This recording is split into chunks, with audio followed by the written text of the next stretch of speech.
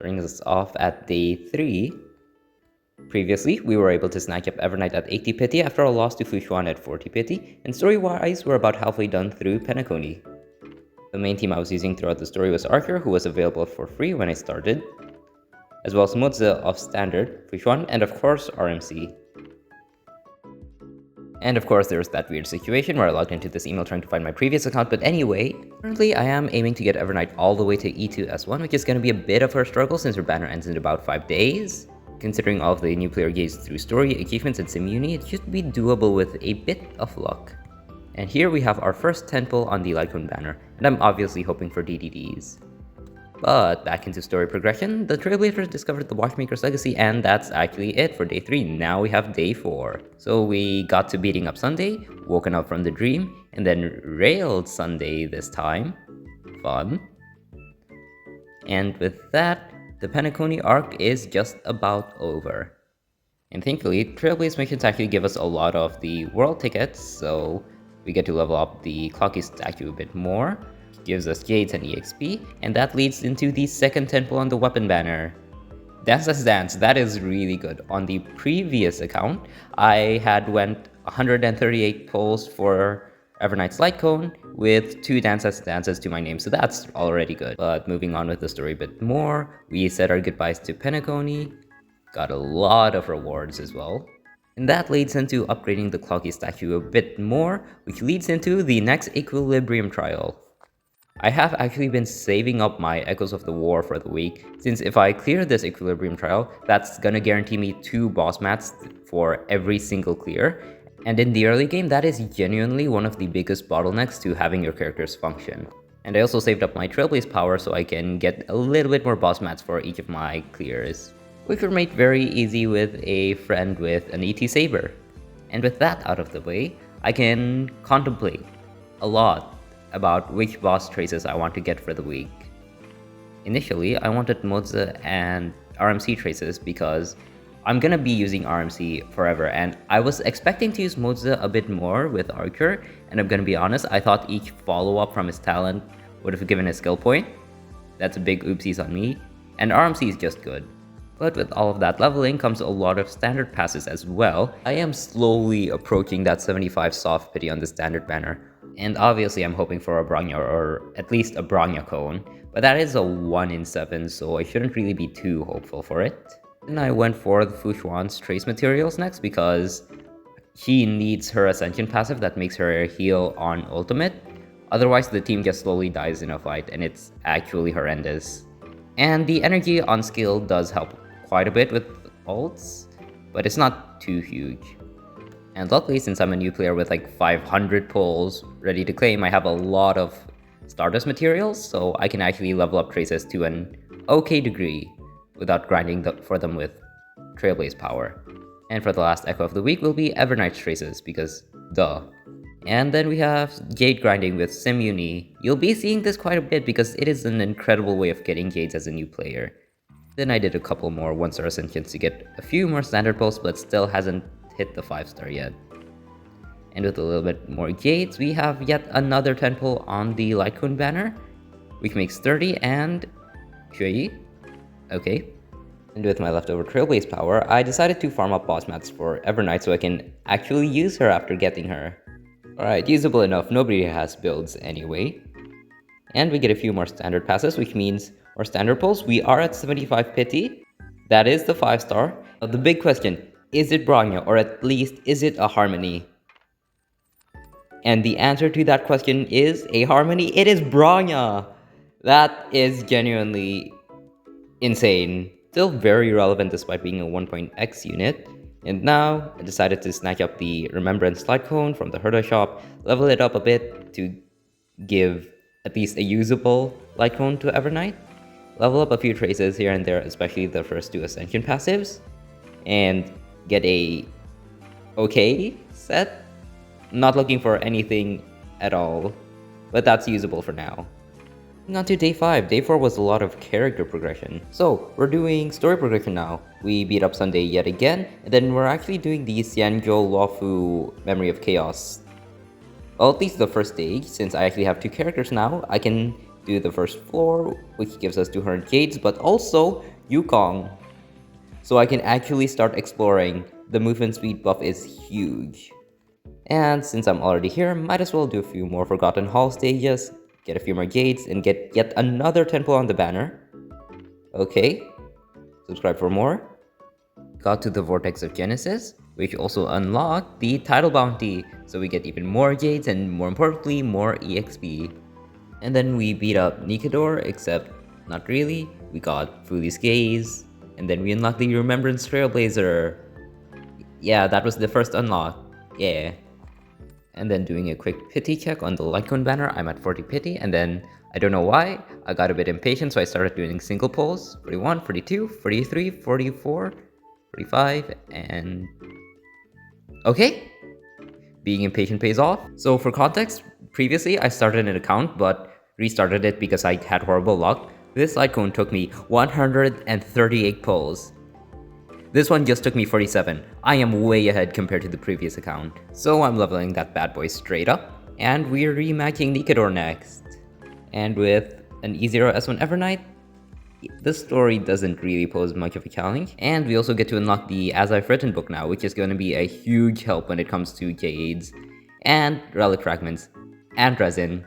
But anyway, we get through even more story, and we finally unlock the first Trailblazer Eidolon, which is so impactful because that means Evernight can actually get the true damage buff because all of her damage comes from EV.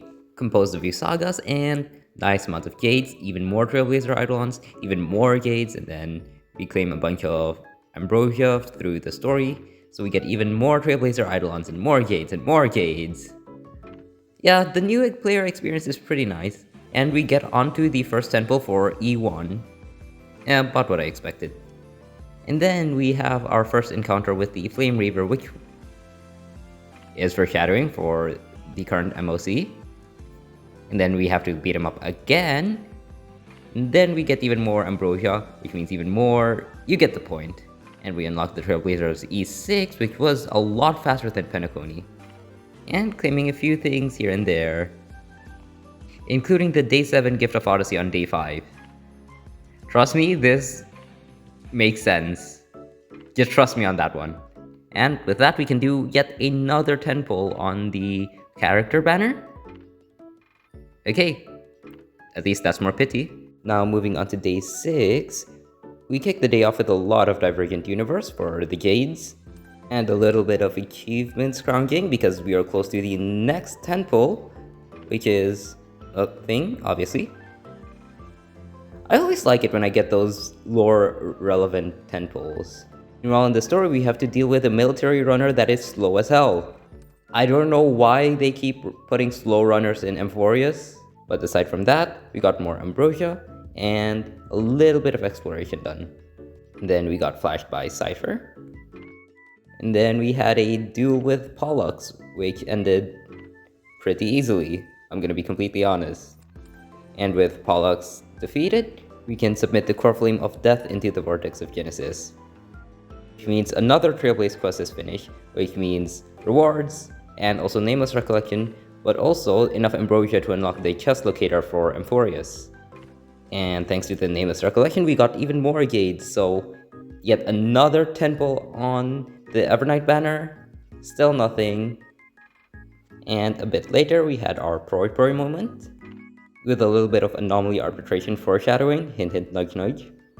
And then we had to defeat Aquila again, and then finished up Cypher's part of the story, which means even more jades. Now at 50 pulls, I'm not really expecting anything. Okay, that is a 5-star, but which 5-star is it? Do I finally win a 50-50? You know what, that's okay. I like Zila. And on top of that, it's 50 pity. At least we didn't go to 75. That is acceptable. I'm actually okay with this.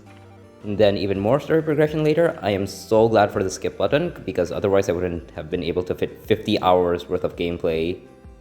And we unlocked the new As I've Written, as well as more Nameless Recollections. So you know what that means. Nice. But that's enough story for now. We can do a bit more combat, such as the Forgotten Hall stages, as well as claiming a few level rewards from all of the Trailblaze EXP we've been getting.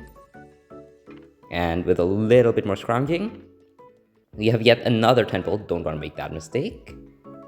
And it is a 5-star. Okay, that is too pity. Okay, I will definitely take that. That was, even including the 50-50 loss, that was a 52 pull Evernight E1.